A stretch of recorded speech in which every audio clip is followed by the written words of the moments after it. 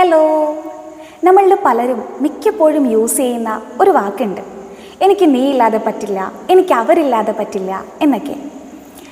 സത്യത്തിൽ ഈ പറയുന്ന വ്യക്തികൾ നമ്മളോട് എത്രയൊക്കെ തെറ്റ് ചെയ്താലും, നമ്മളുടെ സെൽഫ് റെസ്പെക്റ്റിനെ എത്രത്തോളം താഴേക്ക് പോയി എന്ന് പറഞ്ഞാലും, അവർ ചെയ്യുന്ന തെറ്റുകളൊക്കെ ക്ഷമിച്ചിട്ട് നമ്മൾ അവരോട് പറയും, ഇല്ല എനിക്ക് നീ ഇല്ലാതെ പറ്റില്ല, അതുകൊണ്ടാണ് ഞാൻ നിന്നോട് ഇങ്ങനെ ക്ഷമിക്കുന്നതെന്ന് പറയും. സത്യം പറഞ്ഞാൽ നമ്മളെ കൊണ്ട് അങ്ങനെ പറയാൻ പ്രേരിപ്പിക്കുന്ന ഒരു ഘടകമുണ്ട്. അതെന്താണെന്നറിയോ? Emotional attachment.